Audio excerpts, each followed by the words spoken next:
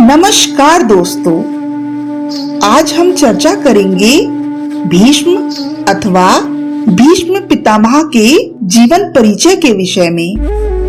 तो चलिए शुरू करते हैं।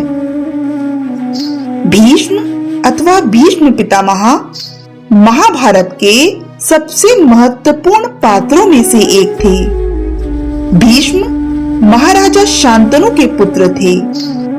महाराजा शांतनु की पहली पत्नी गंगा नदी का महिला रूप देवी गंगा की कोख से उत्पन्न हुए थे। उनका मूल नाम देवव्रत था।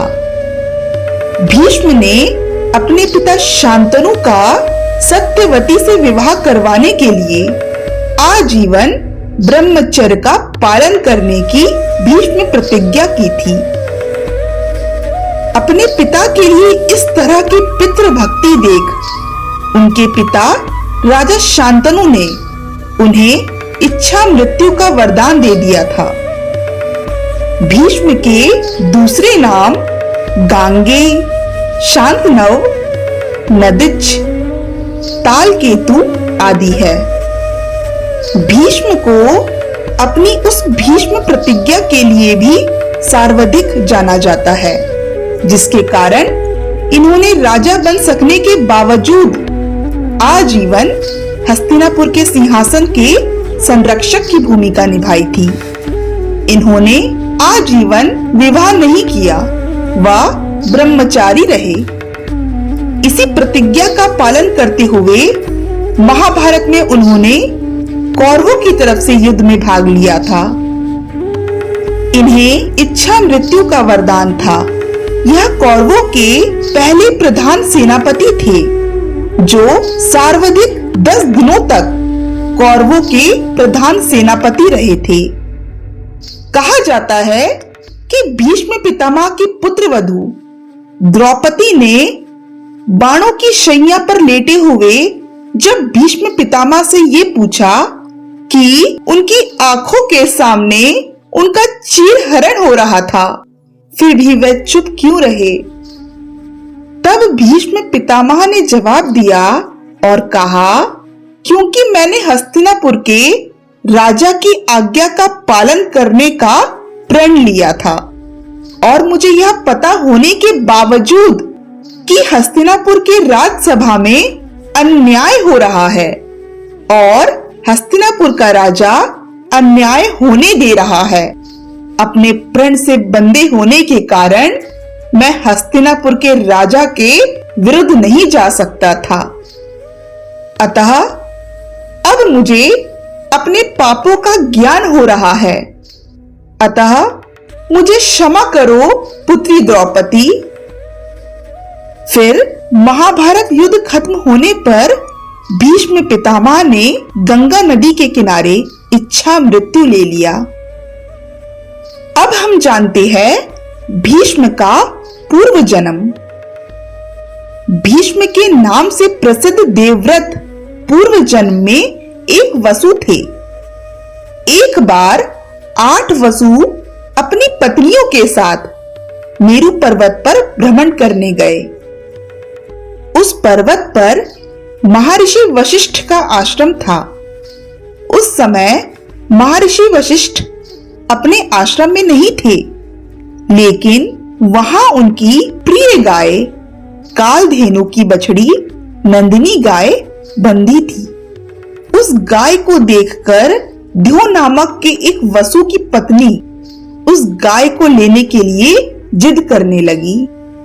अपनी पत्नी की बात मानकर ध्यो वसु ने बाकी के 7 वसुओं के साथ मिलकर महर्षि वशिष्ठ जी के आश्रम से उस गाय को चुरा लिया। जब महर्षि वशिष्ठ वापस आए तो उन्होंने अपनी दिव्य दृष्टि से पूरी घटना को देख लिया। महर्षि वशिष्ठ वसुओं के इस कार्य को देखकर बहुत ही क्रोधित हुए और उन्होंने उन वसुओं को श्राप दे दिया कि उन्हें मनुष्य रूप में पृथ्वी पर जन्म लेना पड़ेगा। इसके बाद सभी वसुगण महर्षि वशिष्ठ से माफी मांगने लगे।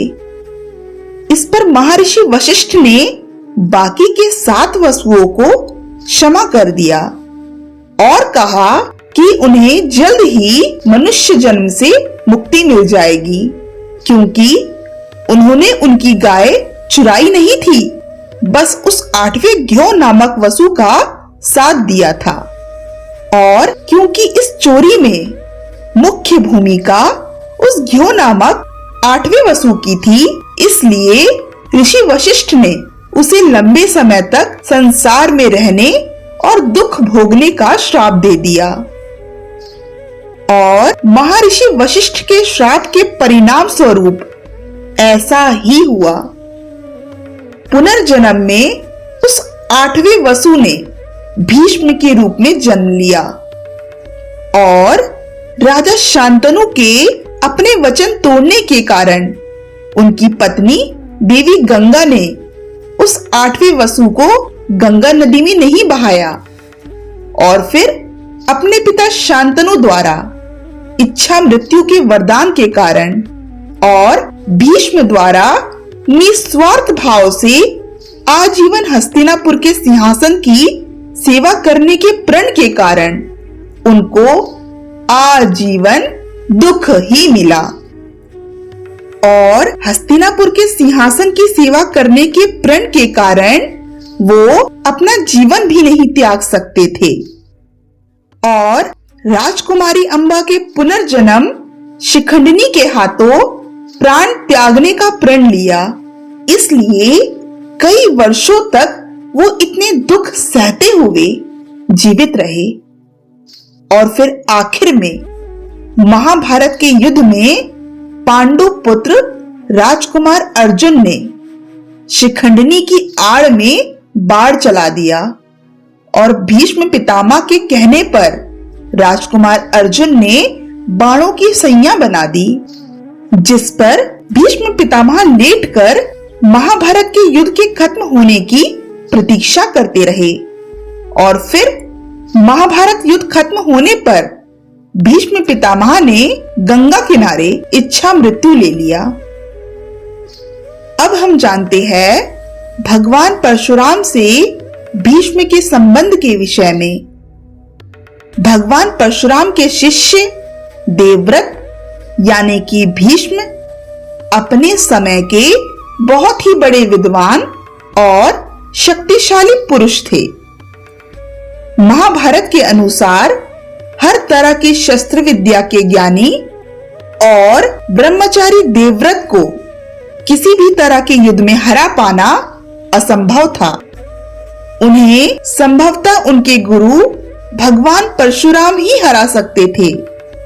फिर दोनों के बीच युद्ध हुआ, लेकिन इन दोनों के बीच हुए युद्ध में 2 अति शक्तिशाली योद्धाओं के लड़ने से होने वाले नुकसान को आंकते हुए इसे भगवान शिव द्वारा रोक दिया गया था। अब हम चर्चा करते हैं भीष्म पितामह से जुड़ी कुछ कथा के विषय में। राजा शांतनु से सत्यवती का विवाह भीष्म की ही विकट प्रतिज्ञा के कारण संभव हो पाया था। भीष्म ने आजीवन ब्रह्मचारी रहने और गद्दी न लेने का वचन दिया और सत्यवती के दोनों पुत्रों को राज्य देकर उनकी बराबर रक्षा करते रहे। दोनों के निसंतान रहने पर उनके विधवाओं की रक्षा भीष्म ने की। परशुराम से युद्ध किया, उग्रायुध का वध किया। फिर सत्यवती और ऋषि पराशर द्वारा उत्पन्न हुए उनके पूर्व पुत्र ऋषि वेदव्यास द्वारा उन दोनों की पत्नियों से पांडु और धृतराष्ट्र का जन्म करवाया और धृतराष्ट्र और पांडु के बचपन में भीष्म ने हस्तिनापुर के सिंहासन में न बैठकर भी राज्य संभाला और आगे चलकर कौरवों तथा पांडवों की शिक्षा का प्रबंध किया। महाभारत का युद्ध छिड़ने पर उन्होंने दोनों दलों को बहुत समझाया और अंत में कौरवों के सेनापति बने। युद्ध के अनेक नियम बनाने के अतिरिक्त उन्होंने अर्जुन से ना लड़ने की भी शर्त रखी थी, पर महाभारत के 10वें दिन उन्हें अर्जुन पर बाण चलाना पड़ा। शिखंडनी की आड़ में अर्जुन ने बाणों से इनका शरीर छेद डाला। बाणों की शैया पर 58 दिन तक लेटे हुए इन्होंने अनेक उपदेश दिए। महर्षि वेदव्यास की महान रचना महाभारत ग्रंथ के प्रमुख पात्र भीष्म पितामह हैं, जिनके बारे में कहा जाता है कि वे एकमात्र ऐसे पात्र हैं जो महाभारत में शुरुआत से लेकर अंत तक बने रहे। 18 दिनों तक चले महाभारत के युद्ध में 10 दिन तक लगातार भीष्म पितामह लड़ते रहे।